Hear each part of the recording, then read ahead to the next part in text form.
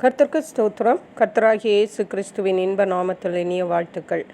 இன்றைய தியானத்திற்காக ஜெபித்த பொழுது தேவன் தந்த வசனம் எபிரேயருக்கு எழுதின நிருபம் 12 அதிகாரம் 28 வசனம். ஆதலால் அசைவில்லாத ராஜ்யத்தை பெறுகிறவர்களாகிய நாம் பயத்தோடும் பக்தியோடும் தேவனுக்கு பிரியமாய் ஆராதனை செய்யும்படி கிருபையை பற்றி கொள்ள கடவோம். நம்முடைய கர்த்தராகிய இயேசு கிறிஸ்து பயப்படத்தக்கவர்.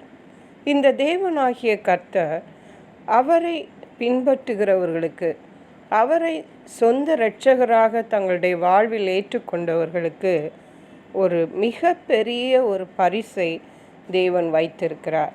அது நம்முடைய மாம்ச கண்களுக்கு அது காணவும் இல்லை.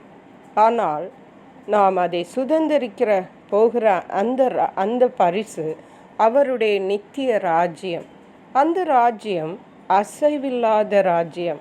முந்தைய வசனங்களிலே வாசிக்கும் பொழுது நாம் வாழ்ந்து கொண்டிருக்கிற இந்த பூமி, நாம் பார்க்கிற இந்த வானம் எல்லாம் ஒரு நாள் அசைவுண்டு போகும், எல்லாம் மாறி போகும், அழிந்து போகும் என்று சொல்லுகிறது. பரிசுத்த வேதாகமம் சொல்லுகிறது, தேவன் பூமியை இனி வெப்பத்தினாலே அழிப்பார் என்று சொல்லப்பட்டிருக்கிறது. அக்னியினாலே அழிக்கப்படும். இவையெல்லாம் அக்னிக்கு இரையாகும். ஆனால் நாம் சுதந்திரிக்க போகிற அந்த தேவனுடைய ராஜ்யமோ அது ஒரு நாளும் அழியாது. அது நித்தியமாக அப்படியே காணப்படும்.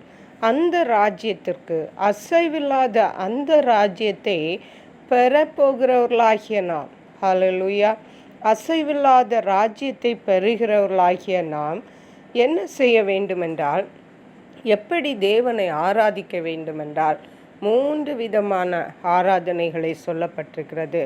முதலாவதாக நாம் பயத்தோடு அவரை ஆராதிக்க வேண்டும். நாம் ஆராதிக்கிற தேவன் சாதாரணமான தேவன் அல்ல. அவர் மிக மிக மிக பெரிய தேவன். நம்முடைய கற்பனைகளுக்கும் நம்முடைய எண்ணங்களுக்கும் நம்முடைய ஞானத்திற்கும் அடங்காத தேவன் அவர். அவர் வானத்தையும் பூமியை உண்டாக்கின தேவன். இவ்வளவு பெரிய தேவனை தான் நாம் ஆராதிக்கிறோம் என்ற ஆழமான உணர்வு நமக்கு வேண்டும். ஆகவே அப்படி நாம் அந்த எண்ணமுடையவர்களாய் இருக்கும் பொழுது, கர்த்தருடைய சமூகத்தில் வரும் பொழுது நமக்கு தானாகவே தேவனை பற்றின பயம் நமக்கு வரும். பயத்தோடு கர்த்தருக்கு ஆராதனை செய்ய வேண்டும். இரண்டாவதாக பக்தியோடு கர்த்தரை ஆராதிக்க வேண்டும். தேவனை குறித்ததான பக்தி வைராக்கியம் நமக்கு காணப்பட வேண்டும். தாவீது ராஜா சொன்னார், உம்மை குறித்ததான பக்தி வைராக்கியம் என்னை பட்சித்தது என்று. அப்படியாக தேவனை குறித்து பக்தி வைராக்கியம் உள்ளவராய் காணப்பட்டார். தேவனிடத்தில் நாம் அன்பு கூறும் பொழுது இந்த பக்தி வைராக்கியம் தானாகவே நமக்கு வரும். கர்த்தரை ஆராதிக்கும் பொழுது தேவனை பற்றின பக்தியோடு நாம் ஆராதிக்க வேண்டும். மூன்றாவதாக தேவனுக்கு பிரியமான ஆராதனை. நாம் கடமைக்காக சென்று ஆராதனை செய்துவிட்டு வருகிறவர்களாக அல்ல. நாம் ஆராதிக்கிற ஆராதனை தேவனுடைய சமூகத்தில் செல்லுகிறது என்றும் தேவன் அதை அங்கீகரிக்க வேண்டும் என்ற தேவனுக்கு பிரியமான ஆராதனையாக நாம் செய்கிறவர்களாய் காணப்பட வேண்டும். நாம் சில காரியங்கள் யாருக்காவது செய்வோம் என்றால் அந்த நபருக்கு அது பிடித்ததாக இருக்க வேண்டும் என்று நாம் நினைப்போம். அந்த நபரை நாம் நேசித்தால்தான் அப்படி நினைப்போம். அதே போன்று தேவனுக்கு நாம் ஆராதனை செய்யும் பொழுது தேவனுக்கு பிரியமான ஆராதனை செய்கிறவர்களாய் காணப்பட வேண்டும். இது நம்மாலே முடிகிறதில்லை. ஆராதனை செய்யும்படி கிருபையை பற்றி கொள்ள கடவோம். தேவனுடைய கிருபையினால தான் இவ்விதமான பக்தியுள்ள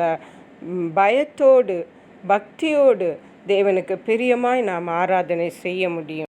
தேவனிடத்தில் அந்த கிருபைகளை நாம் கேட்டு அப்படிப்பட்ட ஆராதனைகளை நாம் தேவனுக்கு செய்கிறவர்களாய் காணப்பட வேண்டும்.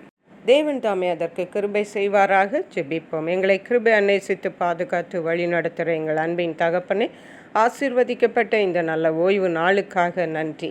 இந்த நாளிலும் கர்த்தர் எங்களுக்கு போதித்தபடியே நாங்கள் அசைவில்லாத ராஜ்யத்தை பெறுகிறவர்களாகிய நாங்கள் பயத்தோடு பக்தியோடு தேவனுக்கு பிரியமான ஆராதனை செய்யும்படியாக கர்த்தருடைய கிருபை பற்றி கொண்டிருக்க எங்களுக்கு கிருபை தாருங்க. நன்றி பரிசுத்த ஆவியானவரே. துதிகன மகிமை உமக்கை செலுத்துகிறோம். மீட்பெரும் இரட்சகருமாகிய இயேசு கிறிஸ்துவின் இன்ப நாமத்தில் ஜெபிக்கிறோம் எங்கள் அன்புள்ள பரமபிதாவே. ஆமேன். God bless you.